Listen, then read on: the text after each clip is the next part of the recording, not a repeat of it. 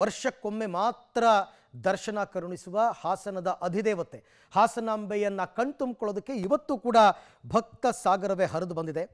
Ticket ಮತ್ತು ಲಾಡು ಪ್ರಸಾದದಿಂದ 11 ದಿನಕ್ಕೆ 20 ಕೋಟಿ ಆದಾಯ ಬಂದಿದ್ದು ಈವರೆಗೂ 23 ಲಕ್ಷಕ್ಕೂ ಅಧಿಕ ಭಕ್ತರು ದರ್ಶನ ಪಡೆದಿದ್ದಾರೆ ಅಂತ ಪಬ್ಲಿಕ್ ಟಿವಿಗೆ ಜಿಲ್ಲಾಧಿಕಾರಿ ಲತಾ ಕುಮಾರಿ ಅವರು ಮಾಹಿತಿಯನ್ನು ಕೊಟ್ಟಿದ್ದಾರೆ. ಇವತ್ತು 12ನೇ ದಿನ ಭಕ್ತರ ಸಂಖ್ಯೆ ಮಾತ್ರ ಇಳಿಮುಖ ಆಗ್ತಾ ಇಲ್ಲ. ಬೆಳಿಗ್ಗೆ ಭಕ್ತರಿಲ್ಲದೆ ಬಣಗುಡ್ತಾ ಇದ್ರು. 10 ಗಂಟೆ ನಂತರ ಭಕ್ತರ ಸಂಖ್ಯೆ ದಿಢೀರ್ ಅಂತ ಏರಿಕೆಯಾಗಿದೆ. ನಾಳೆ ಒಂದು ದಿನ ಮಾತ್ರ ಹಾಸನಾಂಬಾ ದೇವಿಯ ಸಾರ್ವಜನಿಕ ದರ್ಶನಕ್ಕೆ ಅವಕಾಶ ಇದ್ದು ಧರ್ಮದರ್ಶನದ ಸಾಲು 1000 ರೂಪಾಯಿ 300 ರೂಪಾಯಿನ ವಿಶೇಷ ದರ್ಶನದ ಸಾಲಿನಲ್ಲಿ ಭಕ್ತರು ತುಂಬಿ ತುಳುಕ್ತಾ ಇದ್ರು. ಇವತ್ತು ಅಮಾವಾಸ್ಯೆ ಹಿನ್ನೆಲೆಯಲ್ಲಿ ಭಕ್ತರ ಸಂಖ್ಯೆ ಏರಿಕೆಯಾಗಿದ್ದು ರಾಜ್ಯದ ಮೂಲೆ ಮೂಲೆಗಳಿಂದಲ್ಲದೆ ಹೊರ ರಾಜ್ಯ ಮತ್ತು ವಿದೇಶಗಳಿಂದಲೂ ಕೂಡ ಭಕ್ತರು ಆಗಮಿಸಿ ದೇವಿಯ ದರ್ಶನವನ್ನು ಪಡೆದಿದ್ದಾರೆ. ಹಾಸನಾಂಬಾ ದೇವಿ ದರ್ಶನಕ್ಕೆ ಇಂದು 12ನೇ ದಿನ. 12 ದಿನಗಳ ಕಾಲ ಸುಗಮವಾಗಿ ಸಾರ್ವಜನಿಕರು ದೇವಿಯ ದರ್ಶನವನ್ನು ಪಡೆದಿದ್ದಾರೆ. ಈ ಬಾರಿಯ ಹಾಸನಾಂಬಾ ಜಾತ್ರಾ ಮಹೋತ್ಸವ ಏನಿದೆ ಇದು ಒಂದು ಇತಿಹಾಸ ಅಂತ ಹೇಳ್ಬೋದು.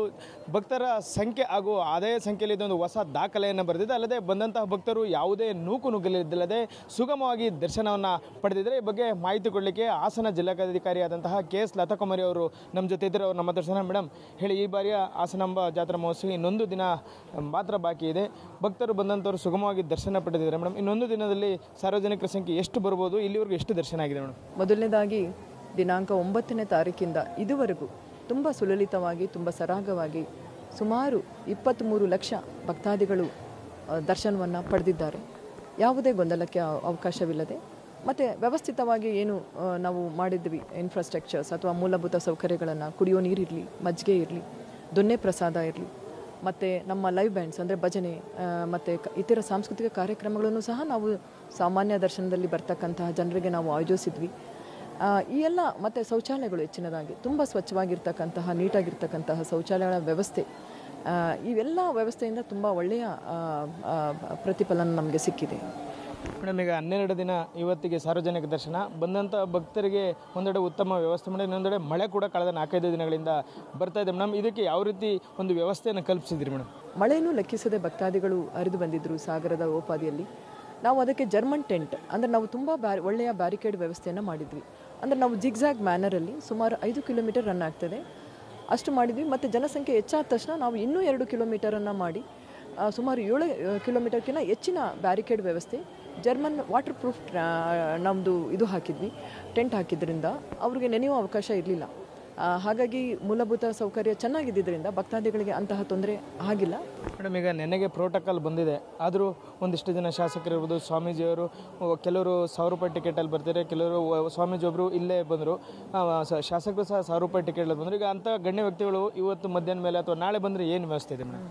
ಆ್ಯಕ್ಚುಲಿ ನಮಗೆ ಈಗ ಅನ್ನಿಸ್ತಾ ಇದೆ, ಈಗ ನಮಗೆ ಇವತ್ತು ಮಂಗಳವಾರ ಬೆಳಿಗ್ಗೆ 5 ಗಂಟೆಯಿಂದ ಮಧ್ಯಾಹ್ನ 2 ಗಂಟೆಗೆ ಇಲ್ಲಿಯವರೆಗೆ ಸುಮಾರು 68,000 ಭಕ್ತಾದಿಗಳು ದರ್ಶನ ಪಡೆದಿದ್ದಾರೆ. ಹಾಗೆ ನೋಡಬೇಕಂದ್ರೆ ಬೇರೆ ದಿನಗಳಿಗೆ ಹೋಲಿಕೆ ಮಾಡಿದ್ರೆ ಸ್ವಲ್ಪ ಕಮ್ಮಿನೇ ಅನ್ನಿಸುತ್ತೆ. ನಾವು ಈಗ ಅಂದ್ಕೊಳ್ತಾ ಇದ್ವಿ, ನಾವು ಯಾಕೆ ಶಿಷ್ಟಾಚಾರವನ್ನು ರದ್ದುಪಡಿಸಿದ್ವಿ ಅಂದರೆ ನಾವು ಈ 2 ದಿನಗಳಲ್ಲಿ ಅತ್ಯಂತ ಹೆಚ್ಚಿನ ಭಕ್ತಾದಿಗಳ ದಟ್ಟಣೆಯನ್ನು ನಿರೀಕ್ಷಣೆ ಮಾಡಿದ್ವಿ. ಆದರೆ ಅದು ಅಷ್ಟು ದಟ್ಟಣೆ ಸ್ವಲ್ಪ ಕಮ್ಮಿ ಆಯಿತು, ಪರವಾಗಿಲ್ಲ ಅಂತ ಹೇಳಿ. ಯಾಕಂದರೆ ಹಬ್ಬ ಇರಬಹುದು, ಅಮಾವಾಸ್ಯೆ ಇರಬಹುದು, ಈ ಥರ ಕಾರಣಗಳಿರಬಹುದು. ಈಗ ಅನ್ನಿಸ್ತಾ ಇದೆ ನಮಗೆ ಅದನ್ನು ರದ್ದು ಮಾಡುವ ಅವಶ್ಯಕತೆ ಇರಲಿಲ್ಲ. ಯಾಕಂದರೆ ಈ ಭಕ್ತಾದಿಗಳ ಸಂಖ್ಯೆ ಇದ್ದಿದ್ದರೆ ಆರಾಮ್ಸೆ ಅದನ್ನು ಮಾಡಬಹುದಾಗಿತ್ತು. ಅದಕ್ಕೇನು ಹೆಚ್ಚಿನ ಸಮಯ ತಗೊಳ್ಳಲ್ಲ. ಯಾಕೆ ಅಂದರೆ ನಮ್ಮ ಜಿಲ್ಲಾ ಉಸ್ತುವಾರಿ ಸಚಿವರಲ್ಲಿ ಒಂದು ನಮಗೆಲ್ಲರಿಗೂ ನಿರ್ದೇಶನ ಏನು ಕೊಟ್ಟಿದ್ದಾರೆ, ಯಾವುದೇ ಕಾರಣಕ್ಕೂ ಭಕ್ತಾದಿಗಳ ದರ್ಶನ ಧರ್ಮ ದರ್ಶನದಲ್ಲಿ ಬರ್ತಾರೆ, ಯಾವುದೇ ಕಾರಣಕ್ಕೂ ಅದು ನಿಲ್ಲಬಾರ್ದು. ಯಾರೇ VIP ಬಂದರೂ ಅವರು ಸೈಡಲ್ಲಿ ನಿಂತ್ಕೊಂಡಿರಬೇಕು, ಸಾಮಾನ್ಯ ಜನರಿಗೆ ದರ್ಶನ ಆಗ್ತಾ ಇರಬೇಕು. ಹಾಗಾಗಿ ಸಾಮಾನ್ಯ ಜನರಿಗೆ ಅದರಿಂದ ಯಾವತ್ತೂ ಅಂತಹ ತೊಂದರೆ ಆಗ್ತಾ ಇರಲಿಲ್ಲ. ಆದಾಗ್ಯೂ ಒಂದು 10-15 ನಿಮಿಷ ಹೋಗಲಿಕ್ಕೆ ಬರಲಿಕ್ಕೆ ಸ್ವಲ್ಪ ಅದು ಏನು ಅಡಚಣೆ ಆಗೋದು, ಅದು ಹೊರತುಪಡಿಸಿದರೆ ಈಗ ಅನ್ನಿಸ್ತದೆ ಅದನ್ನು ಶಿಷ್ಟಾಚಾರ ಇನ್ನೂ 2 ದಿನ ಕಂಟಿನ್ಯೂ ಮಾಡ್ಬೋದಾಗಿತ್ತು. ಆದರೂ ನಾವು ಮೊದಲೇ ಅನೌನ್ಸ್ ಮಾಡಿಬಿಟ್ಟಿದ್ವಿ ಶಿಷ್ಟಾಚಾರ ಈ 2 ದಿನ ಇರಲ್ಲ ಅಂತೇಳಿ. ಆದಾಗ್ಯೂ ಕೆಲವು ಸ್ವಾಮೀಜಿಗಳು, ಯಾಕಂದರೆ ಇದು ಧಾರ್ಮಿಕ ನೆಲೆ, ಒಂದು ನಂಬಿಕೆಯ ಸ್ಥಳ ಇದು. ಹಾಗಾಗಿ ಅವರ ದರ್ಶನಕ್ಕೆ ಬಂದಾಗ ಅವರನ್ನು ನಾವು ಪಾಸ್ ಮುಖಾಂತರ ಅಥವಾ 1000 ರೂಪೀಸ್ ಮುಖಾಂತರ ಅವರಿಗೆ ಒಂದು ಅವಕಾಶ ಮಾಡಿಕೊಡ್ತಾ ಇದ್ದೇವೆ ದರ್ಶನ ಮಾಡಲಿಕ್ಕೆ.